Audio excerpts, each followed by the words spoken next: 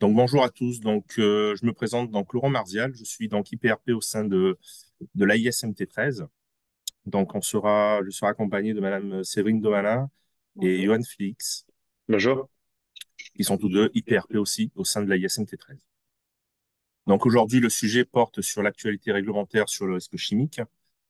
Nous allons commencer.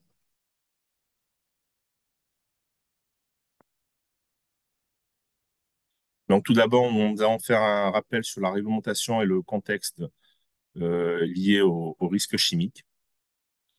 Tout d'abord, dans un premier temps, ce qu'il faut savoir concernant donc il y a des directives justement au niveau européen concernant le risque chimique, notamment sur la partie des agents chimiques dangereux et des produits à caractère CMR. Ces textes vont être déclinés au point de vue du Code du travail, donc au point de vue national et au niveau de notre Code du travail par les articles 4412-1 à 4412-57 du Code du travail concernant tout ce qui est agents chimiques dangereux. Les agents chimiques dangereux, c'est on va dire, tous les produits chimiques hors CMR de catégorie, donc les cancérigènes, les mutagènes et les reprotoxiques de catégorie 1A et 1B. On y reviendra par la suite. Justement, tout ce qui est CMR est défini en termes de prévention sur les articles R4412-59 à R4412-93 du Code du travail. À côté de ça, justement, concernant les produits chimiques et les substances, on a aussi tout ce qui est source d'émission de produits chimiques. Donc de là, on va retrouver tout ce qui est les notions de l'amiante, l'acide cristalline, le plomb, les poussières de bois, etc. Donc, qu'appelle-t-on justement un produit cancérigène, mutagène et reprotoxique? Donc, comme précédemment, justement, on a trois catégories de produits à caractère cancérigène, mutagène et reprotoxique. On a les catégories 1A, c'est des CMR avérés pour l'homme. Des catégories 1B, c'est présumé pour l'homme. Et les catégories 2, c'est les CMR suspectés pour l'homme. Justement, cela permettra de faire un point sur la partie du décret, donc du 5 avril 2024, qu'on va voir par la suite. Tout ce qui est catégorie 1A, ça renvoie justement au pictogramme de danger, une nuit gravement pour la santé. Euh, Ça renvoie au pictogramme de danger, entre guillemets, de l'homme irradié. Donc, on va retrouver pour les catégories 1A et 1B les mentions H qui sont le H340, H350 et H360. Pour la catégorie 2, on va retrouver donc les mentions de danger H, H341, H351 et H361. Puis après, il y a une dernière catégorie supplémentaire sur tout ce qui est les effets sur ou via l'allaitement, qui est justement lié à la mention de danger H, H362.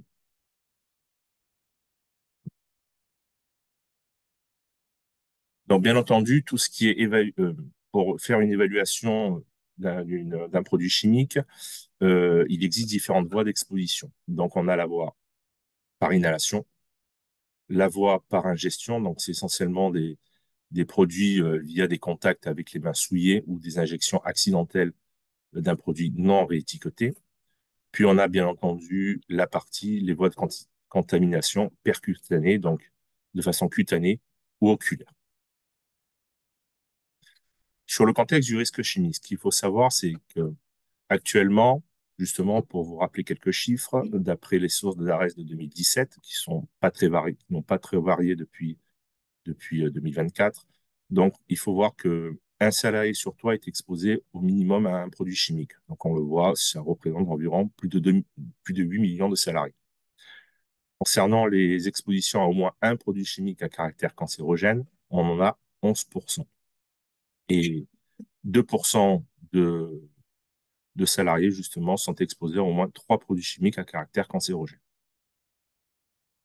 De là, justement, si on reprend les salariés exposés à un produit à caractère cancérogène, cela représente environ, quand on fait une combinaison entre comment dire, les salariés exposés à un produit chimique cancérogène classé par le CIRC de groupe 1 ou 2A, c'est-à-dire groupe 1, c'est cancérogène pour l'homme, ou groupe 2A, c'est probablement cancérogène pour l'homme.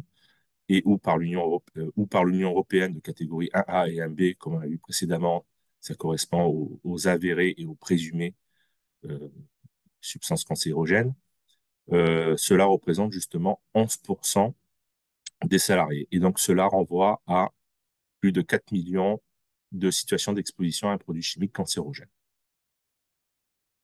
Donc, de là, on va retrouver, reprenant en compte justement les sources de DARES 2017, on va retrouver les gaz d'échappement comme source d'émission, les fumées de soudage, les huiles minérales entières, notamment quand ils sont chauffés à de fortes températures, cela peut entraîner justement la libération d'HAP, donc hydrocarbures aromatiques polycycliques, les poussières de bois et la silice cristalline. Donc voilà les principaux justement euh, sources d'émissions de produits à caractère cancérogène.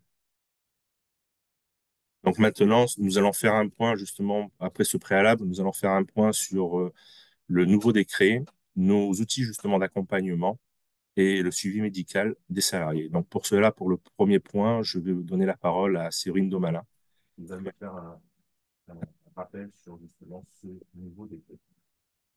Oui, merci. Alors, le nouveau décret, qui est le numéro 2024-307 du 4 avril 2024, donc dans ce décret, il y a deux points. Le premier, donc, qui permet de mieux structurer la traçabilité de l'exposition des travailleurs aux agents CMR. Le deuxième point, donc, c'est sur les valeurs limites d'exposition professionnelle.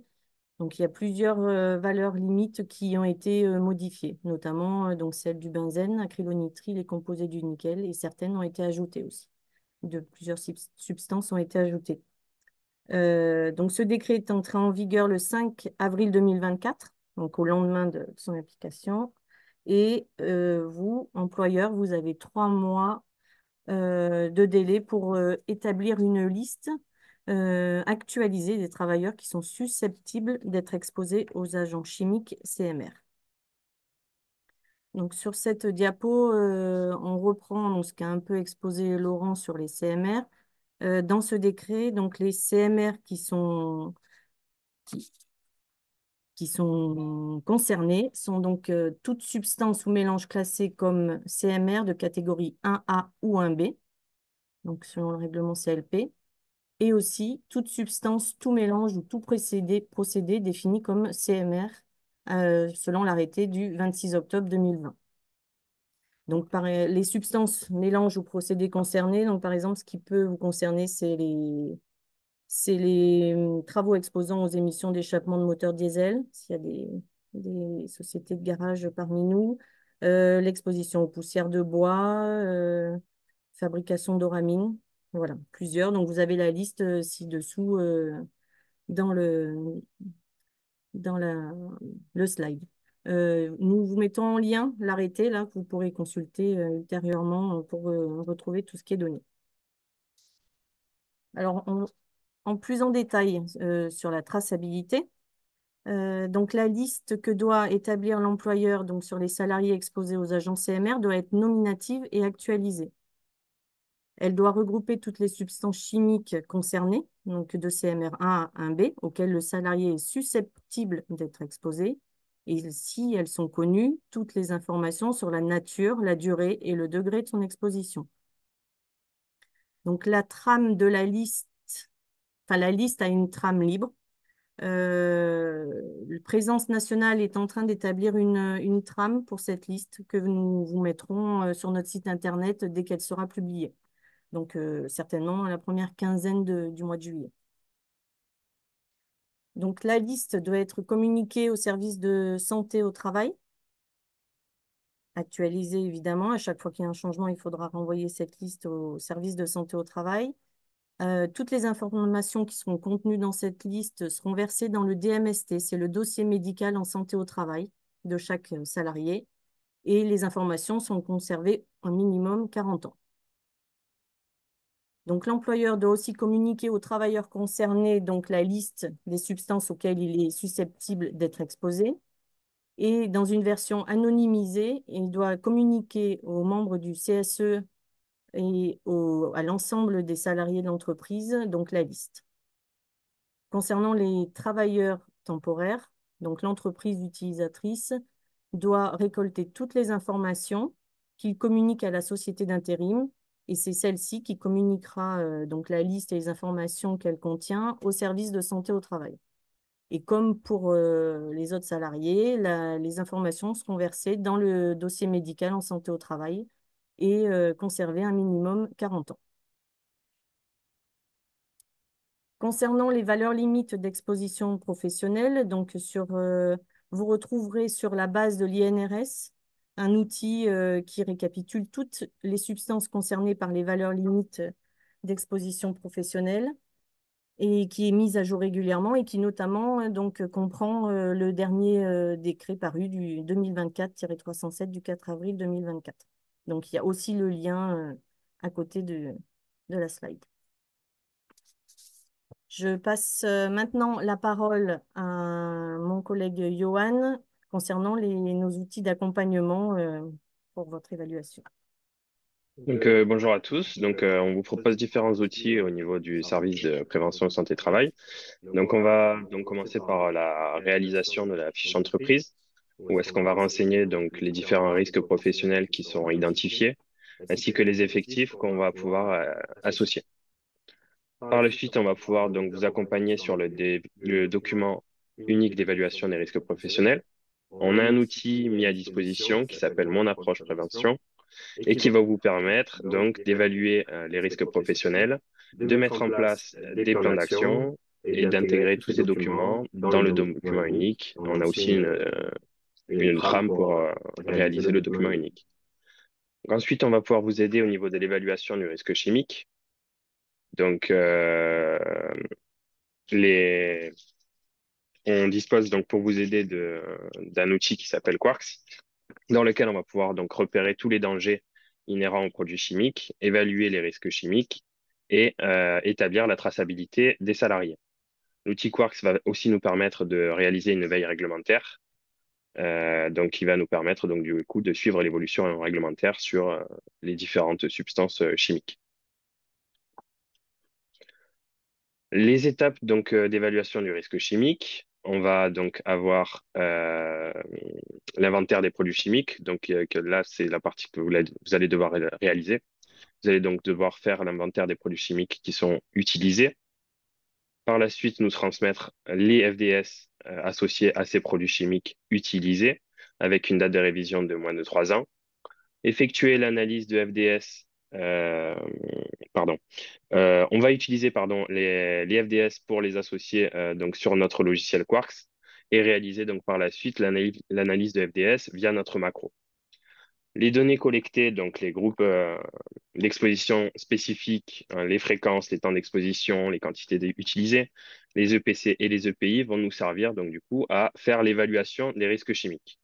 Cette évaluation donc sera réalisée à l'aide du logiciel Quarks.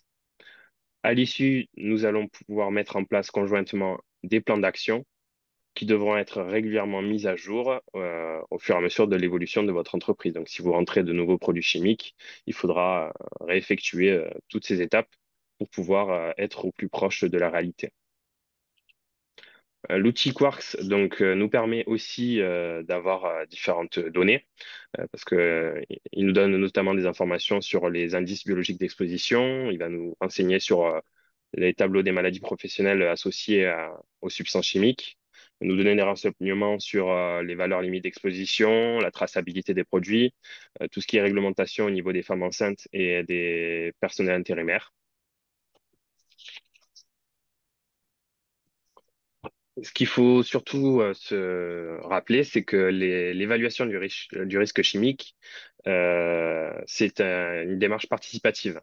C'est-à-dire que nous sommes là donc pour vous accompagner dans cette démarche, mais votre implication doit être primordiale. C'est votre implication qui fera que l'évaluation du risque se passera dans les meilleures conditions. Parce que l'objectif, rappelons-le, c'est donc de vous faire monter en compétences afin qu'à l'issue, vous puissiez réaliser vous-même de manière autonome votre évaluation du risque chimique.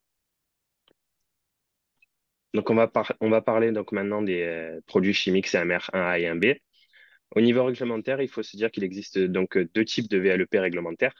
on va retrouver les VLEP réglementaires indicatives et les VLEP réglementaires contraignantes. Concernant les VLEP réglementaires indicatives, elles vont être donc fixées par arrêté et elles représentent un objectif minimal de prévention à atteindre au niveau de l'entreprise. Concernant les VLEP réglementaires contraignantes, elles sont fixées par décret et elles vont être directement intégrées au Code du travail. Ces VLEP réglementaires contraignantes ont une obligation de non-dépassement, sous peine de sanctions pénales et financières. Je n'ai pas fini. Au niveau donc, du coup du contrôle des VLEP réglementaires, il faut rappeler donc qu'il faut les faire une fois par an à minima et lors de toutes les modifications de poste de travail. C'est-à-dire que si vous entrez un nouveau produit CMR1 ou 1B dans l'entreprise, ou si vous changez un process de travail, il va falloir refaire un contrôle automatiquement avec une société donc accréditée parce que c'est une VLEP réglementaire contraignante dans le cas échéant. Vous avez aussi donc une obligation de formation et de sensibilisation de tous les salariés qui vont être exposés aux agents CMR. Et il faut leur rappeler que chaque dépassement de VLEP réglementaire contraignante entraîne automatiquement un arrêt d'activité et la mise en place de mesures de correction immédiate. On va maintenant s'attarder brièvement sur le suivi médical du salarié. Donc, pour rappel, il existe trois types de suivi médical. Le suivi individuel général, donc le SIG, le suivi individuel renforcé, le SIR, et le suivi individuel adapté, le SIA. Nous, concernant donc le décret et les produits CMR 1A et 1B, on va être plutôt sur du SIR. On vous a mis un petit lien en bas de cette diapo pour retrouver toutes les informations concernant le suivi médical des salariés. Concernant donc du coup le risque chimique, on va retrouver différents types de substances qui sont concernées par le SIR. Donc on va avoir les agents chimiques CMR A et 1B comme on vous l'a dit précédemment. On va avoir aussi tous les risques liés à l'amiante, le plomb et ses composés et aussi les substances, mélanges ou procédés cancérogènes au titre de l'arrêté du 26 octobre 2020. Pour ce qui est du CIR, juste une petite explication concernant le CIR.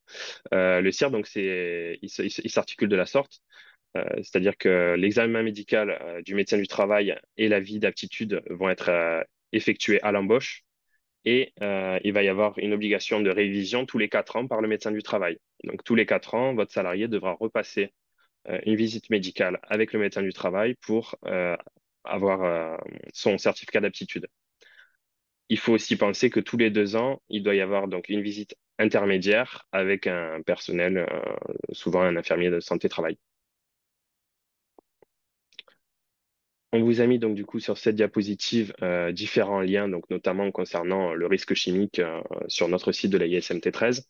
Donc il y a quelques ressources sur les généralités du risque chimique, notamment les FDS. Une petite présentation du logiciel Quarks et différentes informations, donc du coup là un peu plus détaillées sur la traçabilité de l'exposition des travailleurs. Donc c'est le lien direct qui vous mènera au décret en question. Merci donc à tous pour votre attention.